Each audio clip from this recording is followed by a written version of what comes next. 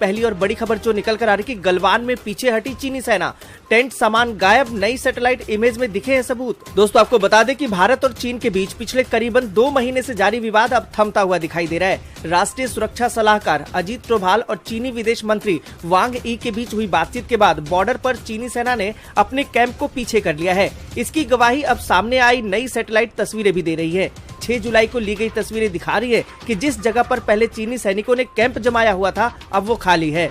दोस्तों आपको बता दें कि दोनों देशों के बीच बातचीत में ये तय हुआ था कि चीनी सेना मौजूदा जगह से पीछे हटेगी और फेज 1 के हिसाब से सैनिकों को हटाया जाएगा, जिसके बाद चीनी सेना गलवान घाटी से करीबन 1 किलोमीटर तक पीछे हट चुकी है। सैटेलाइट इमेज के अनुसार पेट्रोल पॉइंट 14 से चीनी सेना के टेंट, व्हीकल्स और अन्य साजो सामान हट चुके हैं। दोस्तों आपको बता दें कि मैक्सर टेक्नोलॉजी के द्वारा ली गई इन सैटेलाइट तस्वीरों में पिछले कुछ दिनों में लद्दाख सीमा पर हुए बदलाव को देखा जा सकता है। पहले गलवान नदी के पास जहां पर दोनों देशों की सेनाओं के बीच झड़प हुई थी, वहां पर चीनी सेना ने अपने टेंट जमा लिए थे। आपको बता दें कि भारत इसी का विरोध कर रहा था, लेकिन अब जब नई तस्वीरों को देखा गया है तो ये इलाका पूरी तरह से खाली है। अब कोई भी चीनी टेंट सिर्फ चीन वाले इलाके में ही दिख रहे हैं। दोस्तों आगे बढ़ने से पहले वीडियो को लाइक और शेयर जरूर कर दें। अगर अभी तक आपने चैनल को सब्सक्राइब नहीं किया है तो सब्सक्राइब करें, बेल के आइकन को दबाएं, ऑल नोटिफिकेशन को जरूर ऑन करें। और इसी के साथ बढ़ते हैं अगली बड़ी खबर की तरफ। अगली बड़ी खबर जो निकल कर आ रही कि महाराष्ट्र में आज से खुलेंगे होटल और लॉज, इन गाइडलाइंस का करना होगा पालन। दोस्तों आपको बता दें कि महाराष्ट्र सरकार राज्य में मिशन बिगिन अगेन के 5वें चरण में लॉकडाउन के नियमों में लगातार छूट दे रही है।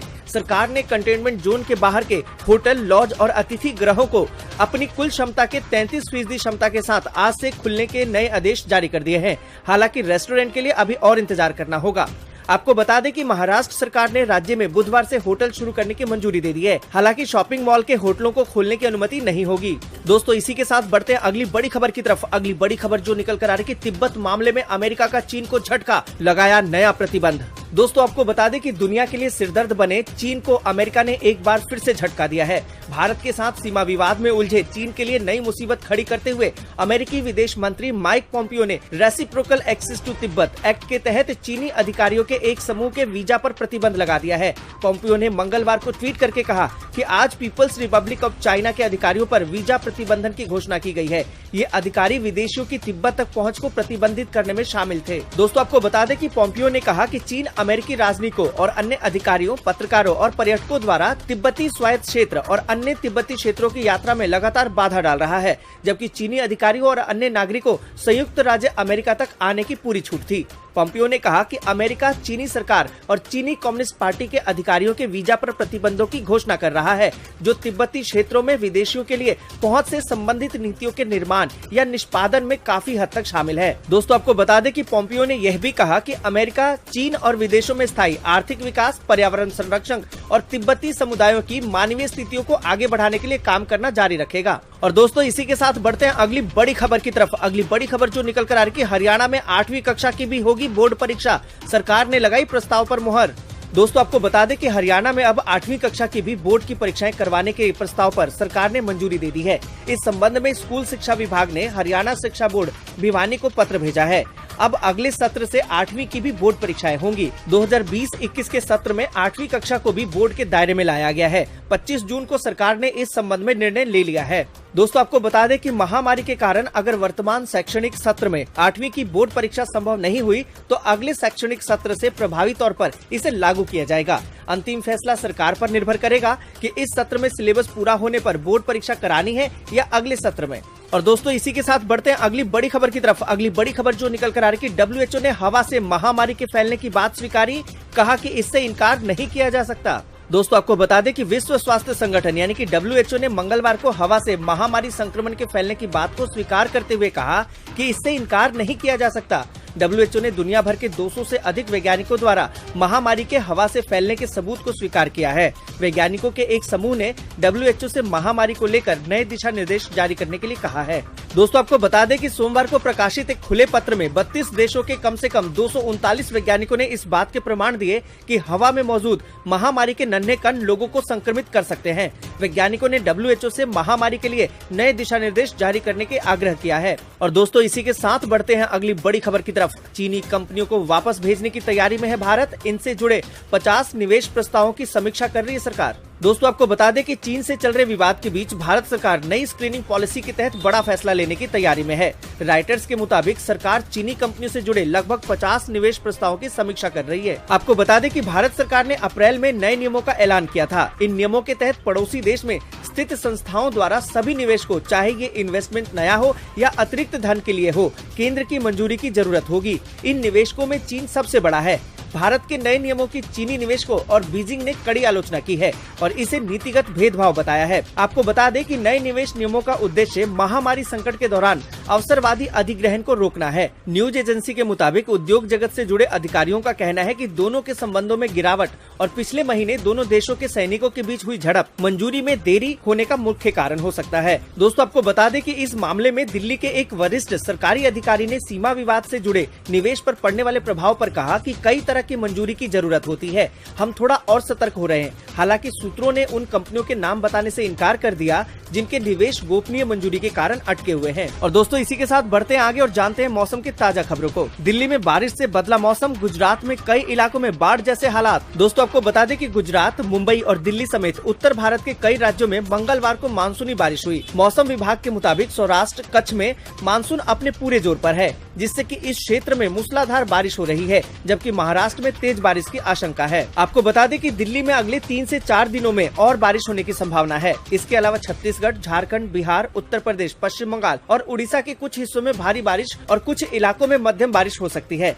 हरियाणा और पंजाब में मौसम सुहावना बना रहा, जबकि उत्तर प्रदेश और राजस्थान में भारी बारिश हुई और हिमाचल प्रदेश में हल्की बारिश हुई। दोस्तों आपको बता दें कि गुजरात में कई नदियां उफान पर हैं, जिससे कि गाँव में बाढ़ जैसी स्थिति बन गई है। एनडीआरएफ की 6 टीमों को सौराष्ट्र क्षेत्र में और 3 टीमों को दक्षिण गुजरात में तैनात किया गया है। भारतीय मौसम विज्ञान विभाग के अहमदाबाद केंद्र ने कहा है कि सौराष्ट्र, कच्छ में मानसून की वजह से भारी बारिश हुई है। और दोस्तों इसी के साथ बढ़ते हैं अगली बड़ी खबर की तरफ। अगली बड़ी खबर जो निकल कर आ रही है, रोजगार छीनने पर कांग्रेस ने केंद्र सरकार को लिया आड़े हाथों। दोस्तों आपको बता दें कि कांग्रेस ने एक बार फिर से केंद्र की मोदी सरकार को आड़े हाथों लिया है। पार्टी ने बेरोजगारी के मुद्दे पर केंद्र सरकार पर निशाना साधा है। वैसे तो पार्टी पहले भी कई बार इस मुद्दे को लेकर केंद्र सरकार पर ये बोल चुकी है, लेकिन इस बार कांग्रेस ने विदेशों में अपनी नौकरी खोने वाले भारतीय नागरिकों को लेकर केंद्र को निशाना बनाया है। विदेशों में भारतीयों की दुर्दशा को लेकर पार्टी ने कहा कि सरकार देश के लिए विलक्षण और विशिष्ट रूप से विनाशकारी साबित हुई है। दोस्तों आपको बता दें कि कांग्रेस नेता केसी वेणुगोपाल ने एक बयान में कहा कि केंद्र की मोदी सरकार देश के लिए विलक्षण और विशिष्ट रूप से विनाशकारी साबित हुई है। 2014 में सत्ता में आने के बाद से यह देश को सभी सामाजिक आर्थिक सूचकांकों पर लगातार नीचे लेती गई है और खास तौर से पिछले 3 महीनों में जब महामारी का कहर शुरू हुआ है, सरकार द्वारा लिए गए फैसले विचाराहीन और नासमझी वाले हैं। और दोस्तों इसी के साथ बढ़ते हैं अगली बड़ी खबर की तरफ। अगली बड़ी खबर जो निकल कर आ रही है, गेस्ट कॉन्ट्रैक्ट टीचर्स को लेकर मनीष सिसोदिया का स्कूलों को आदेश। दोस्तों आपको बता दें कि दिल्ली में गेस्ट और कॉन्ट्रैक्ट टीचर्स को लेकर दिल्ली के शिक्षा मंत्री मनीष सिसोदिया ने सभी स्कूलों के प्रमुखों को आदेश जारी किया है। मनीष सिसोदिया ने कहा कि गेस्ट और कॉन्ट्रैक्ट टीचर जो मई 2020 से पहले अपने काम पर वापस आ गए हैं, उनकी सेवाएं जारी रखी जाए। सभी को स्कूल से ही टीचिंग, लर्निंग और अन्य कामों में सेवाएं जारी रखने के निर्देश दिए गए हैं। आपको बता दें कि मनीष सिसोदिया ने फटकार लगाते हुए कहा कि दिशा निर्देश के बावजूद बहुत से स्कूल नए टीचिंग और लर्निंग प्लान को क्रियान्वयन करने में शामिल नहीं हैं। आदेश में ये भी कहा गया है कि नया टीचिंग और लर्निंग प्लान सिर्फ कुछ वर्कशीट भेजने और ऑनलाइन क्लासेस लेने तक ही सीमित नहीं है। ये एक व्यापक प्रयास है जिसके जरिए हर विद्यार्थी से संपर्क में रहा जा सके। इसके अलावा विद्यार्थी क्या कर रहा है और घर पर पढ़ाई करने में अगर उसे कोई सहायता चाहिए तो दी जा सके। ये तभी संभव है जब स्कूल के सभी टीचर्स को निजी तौर पर कुछ बच्चों की जिम्मेदारी दी जाए। इसलिए सभी टीचर्स को इसके क्रियान्वयन में शामिल करना जरूरी है। दोस्तों इसी के साथ बढ़ते हैं अगली बड़ी खबर की तरफ। अगली बड़ी खबर जो निकल कर आ रही है कि महामारी या चुनाव, बिहार में किससे डर रहे हैं तेजस्वी यादव। दोस्तों आपको बता दें कि महामारी संकट के बीच बिहार विधानसभा चुनाव का बिगुल बज चुका है। प्रधानमंत्री नरेंद्र मोदी और अमित शाह के बाद मुख्यमंत्री नीतीश कुमार ने भी वर्चुअल रैली के जरिए चुनाव अभियान का आगाज कर दिया है।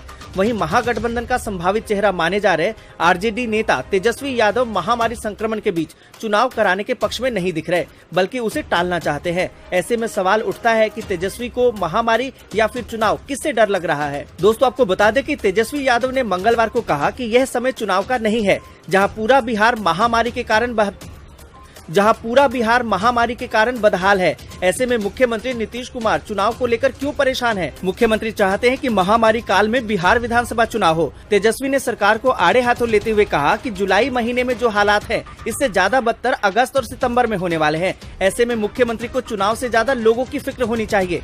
महामारी के ऐसे गंभीर समय में नीतीश कुमार चुनाव को लेकर जितने बेचैन हैं, वह उनकी परेशानी को दिखाता है। नीतीश को डर है कि कहीं चुनाव नहीं हुआ तो राष्ट्रपति शासन न लग जाए और इसका नुकसान न उठाना पड़ जाए। इसी के साथ दोस्तों बढ़ते हैं आगे और जानते हैं अगली समाचार को। महामारी काल में आया पॉलिटिकल मास्क, अब इससे चुनाव प्रचार की है तैयारी। दोस्तों आपको बता दें कि महामारी काल में सेहत की सुरक्षा के लिए कवच बना फेस मास्क लगातार नए नए रंग में सामने आ रहा है। शुरुआती दौर में यह मेडिकल उपकरण के तौर पर था। कुछ अरसा गुजरा तो मास्क पर फैशन का रंग चढ़ा और अब विधानसभा चुनाव के असर में मास्क राजनीतिक रंग लेने लगा है।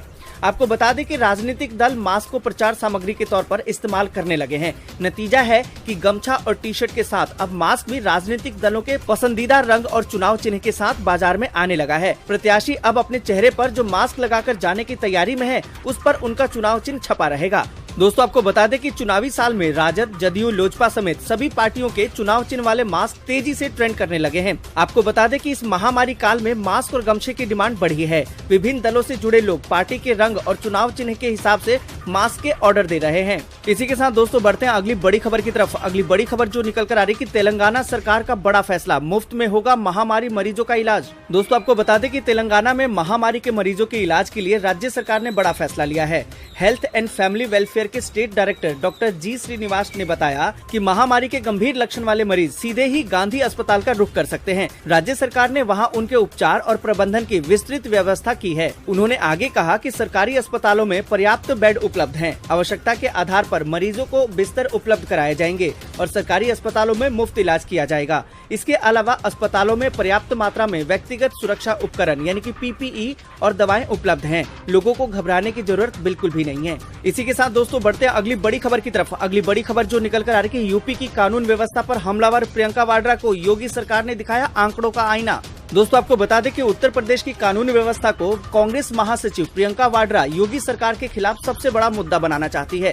वह लगातार ट्वीट कर रही हैं और अपने कार्यकर्ताओं को सड़क पर उतार दिया है। मंगलवार को उन्होंने राष्ट्रीय अपराध अभिलेख ब्यूरो यानी कि NCRB के आंकड़ों का जिक्र करते हुए अपराध में यूपी को टॉप पर बताया। तो योगी सरकार की ओर से बिहार, राजस्थान, छत्तीसगढ़ सहित अन्य राज्यों के आंकड़ों सहित पूरी रिपोर्ट जारी कर दी गई, जिसमें टिप्पणी है कि देश के अन्य राज्यों और केंद्र शासित प्रदेशों की तुलना में उत्तर प्रदेश की स्थिति अपराध नियंत्रण में अच्छी है। और दोस्तों इसी के साथ बढ़ते हैं अगली बड़ी खबर की तरफ। अगली बड़ी खबर जो निकल कर आ रही है MP में मंत्रियों में विभागों के बंटवारे को लेकर कितने दमदार हैं सिंधिया, आज खुलेगा राज। दोस्तों आपको बता दें कि मंत्रियों में विभागों के बंटवारे की मत्थापच्ची पूरी करके मुख्यमंत्री शिवराज सिंह चौहान मंगलवार सुबह दिल्ली से भोपाल लौट आए हैं। उम्मीद की जा रही है कि वापसी के साथ ही वे अपने मंत्रियों को विभाग बांट देंगे, लेकिन उन्होंने बंटवारे को एक दिन और टाल दिया। स्टेट हैंगर पर उतरते ही मुख्यमंत्री ने मीडिया से मंत्रियों के विभागों के बंटवारे पर अभी एक दिन और काम करने की बात कही। इसके बाद दोपहर में उन्होंने प्रदेश भाजपा कार्यालय में प्रदेश अध्यक्ष VD शर्मा और संगठन महामंत्री सुहास भगत के साथ करीबन 40 मिनट इसी मुद्दे पर मंथन किया। बताया ये जा रहा है कि मुख्यमंत्री ने दिल्ली से मिली गाइडलाइन से दोनों को अवगत करा दिया है और अब बुधवार को विभागों का बंटवारा तय माना जा रहा है। इसी में ये पता चलेगा कि ज्योतिरादित्य सिंधिया कितने दमदार रहे। दोस्तों इसी के साथ बढ़ते हैं अगली बड़ी खबर की तरफ। अगली बड़ी खबर जो निकल कर आ रही है कि पवार ने कहा कि जवानों का हौसला बढ़ाने 1962 में नेहरू LAC पर गए थे। PM मोदी ने भी तो यही किया। दोस्तों आपको बता दें कि चीन के साथ लाइन ऑफ एक्चुअल कंट्रोल यानी कि LAC पर लगभग 2 महीने तक तनातनी चली। दोनों देशों की सेनाएं आमने सामने रही। गलवान घाटी में चीन के साथ हुई झड़प में 20 जवान शहीद हो गए, जिसके बाद दोनों देशों के बीच तनाव और बढ़ गया। इन सबके बीच प्रधानमंत्री नरेंद्र मोदी लेह के अग्रिम मोर्चे नीमू पर जाकर सैनिकों को संबोधित किया और अस्पताल पहुंचकर गलवान की झड़प में घायल सैनिकों का हालचाल जाना। दोस्तों आपको बता दें कि PM के दौरे को लेकर कांग्रेस ने तंज कसते हुए नीमू को टूरिस्ट प्लेस बताया था, लेकिन महाराष्ट्र की गठबंधन सरकार में उसकी सहयोगी राष्ट्रवादी कांग्रेस पार्टी यानी कि NCP के अध्यक्ष शरद पवार की राय बिल्कुल ही जुदा है। PM मोदी के लेह दौरे को शरद पवार ने सैनिकों को प्रेरित करने वाला कदम बताया है। समाचार एजेंसी के अनुसार शरद पवार ने कहा कि 1962 के दौरान चीन से हारने के बाद तत्कालीन प्रधानमंत्री और रक्षा मंत्री भी LAC पर गए थे। दोस्तों आज के लिए बस इतना ही। वीडियो को लाइक और शेयर जरूर कर दें। अगर अभी तक आपने चैनल को सब्सक्राइब नहीं किया है तो सब्सक्राइब करें, बेल के आइकन को दबाएं।